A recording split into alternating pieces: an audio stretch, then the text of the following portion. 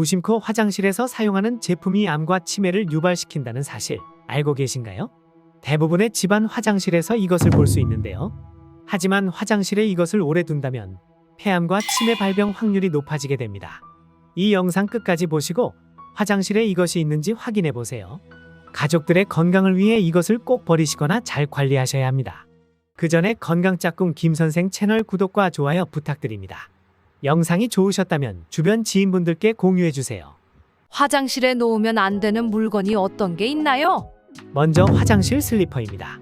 최근 시중에 유통되는 욕실화에서 납과 카드뮴이 기준치를 초과해서 검출된 것인데요. 문제가 된 슬리퍼는 두 가지입니다. 어디서 많이 봤던 슬리퍼네요.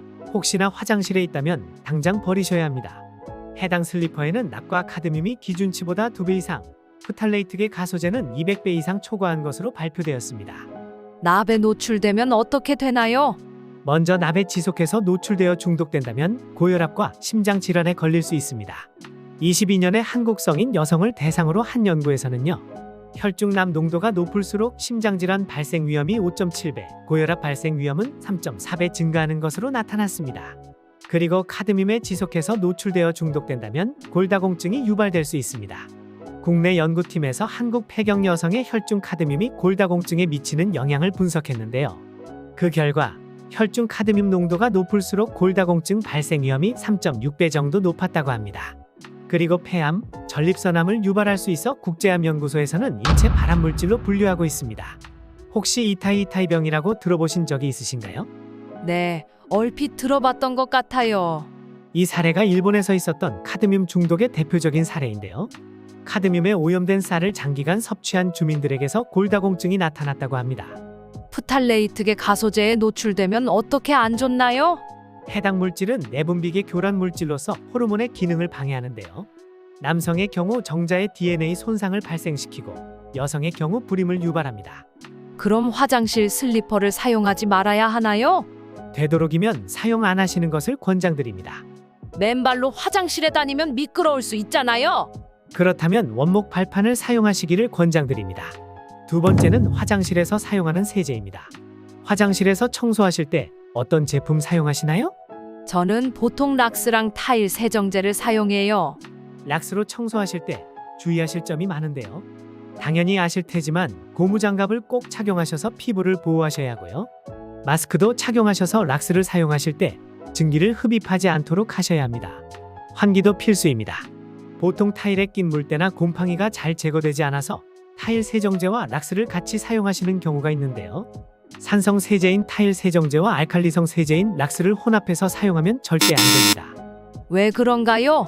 락스에 있는 차염소산나트륨과 산성 세제가 만나 화학 반응을 일으키면 염소가스를 만들어내는데요. 이 염소가스를 지속해서 흡입하게 되면 폐렴을 유발할 수 있고 심하면 사망에 이를 수 있습니다. 그리고 청소 이후 락스를 씻겨낼 때 뜨거운 물로 하시면 절대 안 됩니다. 이 또한 염소가스를 만들어낼 수 있습니다. 그러니까 화장실 청소하실 때 꼭 주의해 주세요. 세 번째는 샴푸입니다. 샴푸가 문제가 된다고요? 그런 건 아니고요. 샴푸가 얼마 남지 않았을 때 아까워서 물을 조금 넣고 희석해서 쓰시죠? 네, 맞아요. 그렇게 하시면 녹농균이라는 세균이 번식해서 감염될 수 있습니다. 녹농균이 뭔가요? 병원성 세균으로 면역력이 약한 사람들에게 심각한 감염을 일으킬 수 있는 세균입니다. 왜 샴푸에 물을 넣는다고 녹농균이 번식할 수 있나요? 샴푸에는 보존제가 있어 세균의 번식을 억제하는데요. 물을 넣게 되면 보존제가 희석되어서 효과가 감소하고 이에 따라 세균이 잘 번식할 수 있는 환경이 되는 것이죠. 녹농균에 감염되면 어떻게 되나요? 건강한 사람들에게는 큰 영향을 끼치지 않지만 면역력이 약한 분들에게는 폐렴을 유발할 수 있습니다. 샴푸뿐만 아니라 바디워시나 주방세제도 물을 타지 말아야 합니다. 아깝더라도 거의 다 쓰셨다면 새로 하나 구입하세요. 네 번째는 샤워헤드입니다. 샤워헤드 없으면 어떻게 샤워해요? 없애라는 게 아니고요. 욕실에 샤워헤드를 보시면 때와 곰팡이가 끼어 있는 것을 볼 수 있는데요. 이 오염물질이 물과 함께 뿜어져 나와서 기관지에 감염을 일으킬 수 있습니다. 비결핵 항상균으로 인한 폐질환에 걸릴 수 있는 것이죠. 그러면 어떻게 해야 하나요? 샤워헤드를 주기적으로 청소해 주셔야 합니다. 그 방법에 대해 알려드릴게요. 먼저 샤워기 줄과 헤드를 분리해 주세요. 그리고 나서 식초와 따뜻한 물을 넣고 그 안에 샤워헤드를 1시간 정도 넣어둡니다. 이후 칫솔을 이용해서 샤워헤드 표면과 구멍의 이물질을 제거하고요. 이쑤시개로 미세한 구멍의 이물질을 마무리로 제거해줍니다. 그 다음 흐르는 물로 깨끗이 헹군 다음 건조하고 마지막으로 다시 호스에 연결해서 물을 틀어 마무리 세척까지 해주세요. 좋은 정보이긴 한데 너무 귀찮아요. 그럼 샤워헤드를 주기적으로 교체해서 사용하시면 됩니다. 보통 3개월에서 6개월 정도를 교체 주기로 보고 교체해 주시면 돼요. 마지막으로 방향제입니다. 화장실 문을 열었을 때 방향제 냄새가 나면 기분이 좋으시죠? 하지만 방향제에서 발암물질인 포르말데이드가 검출된 뉴스가 있습니다. 환경부에서 시중에 유통되는 탈취제와 방향제 21개 제품을 조사한 결과 9개 제품에서 포르말데이드 함량이 기준치를 초과했다고 합니다. 포르말데이드가 뭔가요? 국제암연구소에서 일군 발암물질로 분류되어 있는 물질입니다. 노출이 지속되면 호흡기 질환이나 피부에 자극을 줄 수 있고 암을 유발할 수 있는 것이죠. 그리고 65세 이상 노인이 방향제를 지속해서 사용하면 알츠하이머성 치매에 걸릴 확률이 2.5배 정도 높다는 연구 결과도 있습니다. 국제학술지 셀에 발표된 연구에 따르면요. 노인 10,000명을 대상으로 가정용 제품 8가지가 치매에 미치는 영향을 조사한 결과 가정용 화학물질을 많이 사용할수록 치매 위험이 높았다고 합니다. 특히 방향제를 지속해서 사용하면 치매에 걸릴 확률이 더 높아진다고 합니다.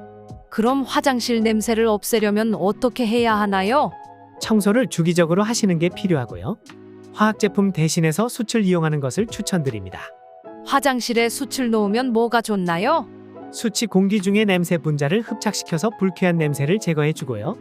화장실의 습기를 흡수해서 습도를 조절해 주는 역할을 해줍니다. 그래서 곰팡이가 덜 생겨서 좀 더 쾌적한 환경을 만들 수 있는 것이죠. 오늘 영상 정리해 주세요. 오늘은 화장실에서 주의해야 하는 물건에 대해 알아보았습니다. 제대로 사용하지 않거나 관리하지 않으면 암이나 치매에 걸릴 수 있는 물건이죠. 첫 번째는 화장실 슬리퍼입니다. 웬만하면 사용 안 하시는 게 좋고 그 대신 원목 발판을 사용하시는 것을 권장드립니다. 두 번째는 화장실 세제입니다. 락스를 사용하실 때는 고무장갑을 끼고 마스크를 착용한 상태에서 환기를 꼭 해주셔야 합니다. 그리고 타일 세정제와 같은 산성 세제와 락스를 혼합해서 사용하시면 절대 안 되고요. 청소가 끝나고 난 뒤 찬물로 헹궈내야 합니다. 세 번째는 샴푸통에 물을 붓는 것입니다.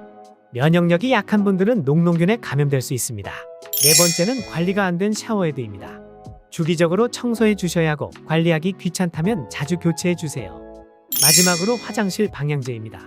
발암물질이 검출된 사례도 있는 만큼 사용 안 하시길 추천드리고요. 그 대신 화장실에 숯을 놓아주세요.